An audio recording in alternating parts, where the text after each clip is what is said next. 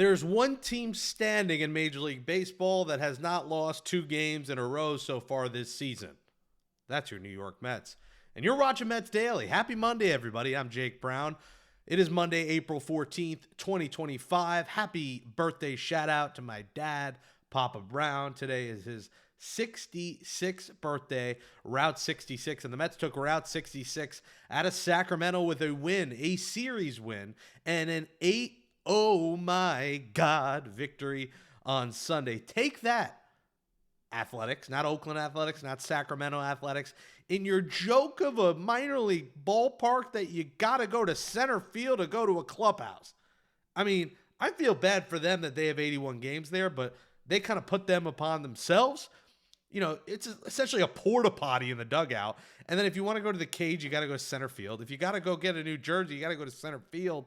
I mean, what are we doing? This is the big leagues.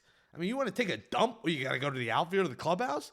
I mean, let's get serious. And the Mets took this series seriously. And speaking of Siri, we'll talk about him in a little bit later in the show. But the Mets took 2 out of 3. And listen, Saturday the offense did nothing. But outside of that, Friday was the Pete Alonso show. Sunday was the offense and Kodai Senga. And that was brilliant to see Senga throw 7 shutout innings.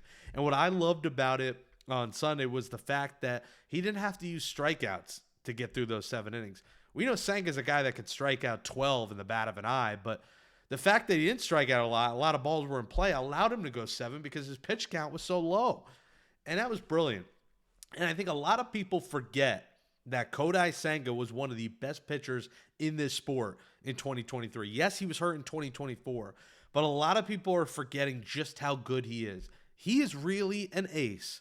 And if he can stay on that mound and stay healthy for the Mets, he is going to be a pivotal part of what we expect to be a really, really good New York Mets team. And, you know, the one bad thing I said out of Sunday, and a lot of people were hating me on Twitter for saying it, if you followed me, and these people don't, and listen, you don't have to follow me. I'm not saying I'm the be-all, tell-all of Mets fans, but if you do follow me, and if you do watch this show, and you follow what I've been preaching about this team, it's positivity and how much I love where this franchise is headed, how good I think this team is, despite all the negativity and guys not hitting and people complaining.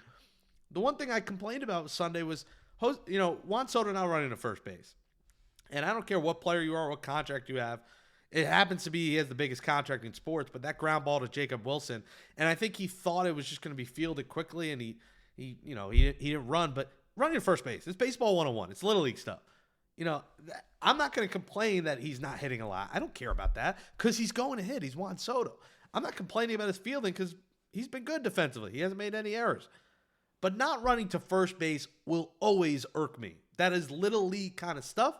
Mark Vientos didn't do it on a ball he easily would have beat out if he ran. I know it's a little bit of a different situation with Soto because it was hit hard to Wilson. He was going to be out probably either way, but it happened that Wilson threw the ball wild, and it made me realize when they showed the replay of, hey, Juan wasn't even running there. So he gets the benefit of the doubt because he's Juan Soto, but he also doesn't because if you're Juan Soto, you need to lead by example. So that was my one complaint. I'm not going to go on about it much, but just run to first base. Simple stuff. Brandon Nimmo does it on a walk. If a ball's hit in the infield, the ground ball, just run to first. Don't lazily trot. Just run to first base because, listen, the way Jacob Wilson was playing, and if you knew how he was playing defense, you'd be running because you might be safe no matter what. He had the yips. I mean, that guy was, you know, taking forever to get the ball to first base. He kept double clutching it. Like, now they know for the future, and hopefully it doesn't happen again. But that's the kind of stuff that pisses me off. But otherwise, a good weekend. You know, I'll have a story in SI coming about this, Mets on SI site. I'm fine with the Mets not signing Luis Severino. Listen, he pitched good on Sunday. He's got rocked 2 of the starts. With the luxury tax, that would have cost you basically $40 million a year for Luis Severino. Luis Severino is great. The vibes are great. I know he wanted to be here. He said he would have came back for cheaper. It's still $20 million a year for what's really a number 3 starter. I'm more mad they didn't sign Jose Quintana for 4 because that's really $8 million a year, and $8 million for Jose Quintana is a really good price. And I know his ground ball rates and hard hit stuff and the nerd stats don't favor Jose Quintana, but he gets outs and he gets wins and he's got an ERA below 4.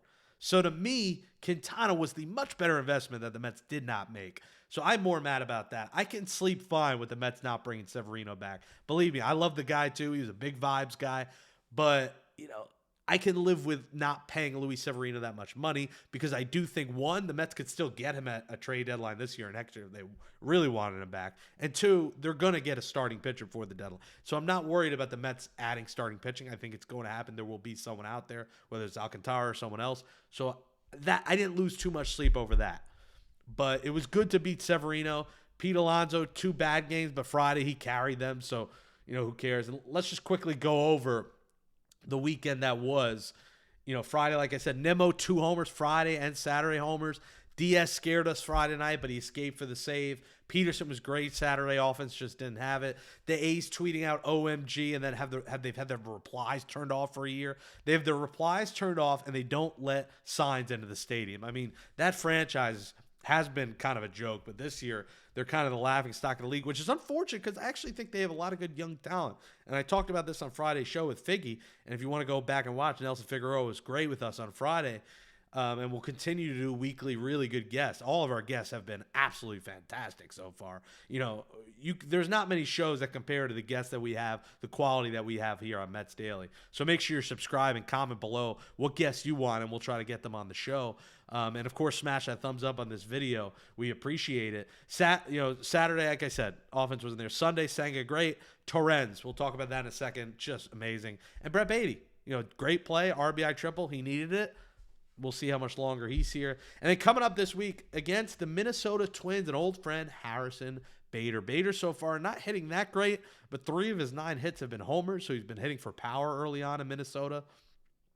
And coming up, Holmes versus Ryan on Monday, McGill versus Ober Tuesday, Canning versus Festa Wednesday, and then the Mets return home for what should be a fantastic homestand. 4 against the Cardinals, 3 against the Phillies. Going to be fun. I think the ballpark, hopefully the weather's good, should be absolutely buzzing. Weekend series, team playing great. Excited to be back at Citi Field coming up this weekend. But 7:40, 7:40, 1:10. Again, the game times have been all over the place for this team right now. And so I want to put those there because you got to get used to it. I mentioned Luis Torrens. Francisco Alvarez has been rehabbing. I expect him back this weekend. Another reason why the ballpark will be buzzing at Citi Field. Alvarez back. Jeff McNeil likely back. He's been rehabbing with Alvarez as well. They're both rehabbing the next few days in Syracuse.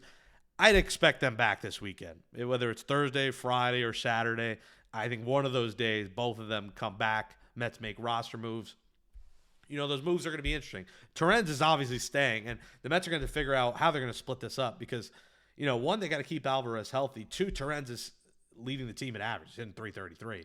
He's been a godsend. He's thrown everyone out. The Mets lead all of Major League Baseball in caught stealing percentage at 67%. That's a thing they've had an issue with. That's not an issue anymore. Now, Alvarez comes here. He's not as good as Torrens defensively, so we got to see. Pitchers love throwing Alvarez. He doesn't love throwing to second base in terms of getting them out. So I think this could end up being a 4 days a week Alvarez, 3 days a week Torrens. Like, we'll see how, especially early on, maybe with Alvarez is hitting and playing good defense, it becomes 5-2. But Torrens has earned himself 2 starts a week when Alvarez is back. Jeff McNeil, listen, who would have thought we'd be begging for McNeil to come back? Our hope was that the combination of Baty and Acuna we'd love so much that we'd say, hey, take your time, McNeil. But I think the Mets could really use McNeil's bat at the bottom of that order. I know the bottom of the order had a good day Sunday. It hasn't been good consistently. And I'm happy for Brett Baty for Sunday. I'm sorry, he's gone. On Thursday, Friday, whenever McNeil's back, Baty's gone. And I don't know if he ever comes back here with the Mets. I think Acuna has clearly showed us defensively he's better. He's on the base pass. Scoring from first yesterday was great. Acuna's just the better player on this roster right now than Brett Baty. So I think that does mean the end of the Baty era. Let us know in the comments. Are you keeping Baty? I just don't. Also, he's a lefty. Again, I've mentioned this before, Acuna's the righty. He's better defensively. In terms of your roster needs, Acuna fits it better. So I think that could mean the end of the Baty era. And, Acuna could fit the roster better because he might have to play a little bit of center field now. Hey, Siri, who is replacing you? Did your phone just go off when I said, hey, Siri? Hey, Siri? Hey, Siri? I'm sorry if your phone got interrupted on this video by those 2 words, but Jose Siri, I mean, when you watch this, he'll probably be on the injured list. He's on crutches. There's no way he doesn't go in the IL, so I expect Siri in the IL. And who replaces him in center field? I think Tyrone Taylor's a nice player. I don't think you should be playing Tyrone Taylor 7 days a week. So who is going to, spell him on a day he has off? Or do they just play Taylor every week? I don't see that being the case. but I'm curious to see what they do here. So let's look at the options. Luis Angel Acuna is an option. He hasn't played a ton of center field. He's played it in the minors, hasn't played it yet in the majors. They could end up maybe keeping Baty and Acuna and having Acuna play center. That's probably my least favorite option. I don't think Baty should be on this roster. Again, we're all rooting for him. One triple and a good defensive play doesn't, overtake how bad he's been the last few weeks. Now, maybe the next couple of days, Baty plays and he lights it up and keeps his way on the roster. But the way it's looking right now, Baty's gone. I put Brandon Nimmo on there. I don't think the Mets are in love with putting Nimmo back in center with the plantar fasciitis, with the potential foot issues. Do they want to play him in center? He's not a bad center fielder, though. You always remember the play against the Dodgers that he robbed the home run against the wall, the crowd hype behind him. So Brandon Nimmo in center with Martin Winker in left, is an option. I don't think the Mets go that route. Jose Azocar has Major League experience with the Padres. He's 10 for 41 so far in AAA. I think the option we all want and love on this list, but I don't think it's going to happen this early, is Drew Gilbert. Gilbert's off to a really hot start in AAA. 2 homers, 9 for 24. I think that's the most exciting option. The problem is he's not going to play every day, so I don't know if the Mets want to rush him to the big leagues. But, man, if we got that notification, Drew Gilbert called up, I think none of us would complain about that. And then Billy McKinney's probably a last resort option. Gives you some speed, has Major League experience, not off to a great start in AAA. My gut would tell me they go Azocar, a guy with options, a guy that has Major League experience. So we'll see. This is going to be a guy who plays once or twice a week because I think Taylor now is going to be kind of the everyday guy for these New York Mets. I'm Jake Brown at Jake Brown Radio. You can follow me at Mets Daily Show on Twitter. Give us a follow. Smash that thumbs up. Subscribe to Mets Daily. Share the channel, please. We appreciate. Comment below. Who do you want to replace Jose Siri? Mets Twins tonight. Enjoy the game, everybody. The 10-5 first place New York Mets. Let's go Mets. Thanks for watching Mets Daily. See you tomorrow. Happy birthday, Dad.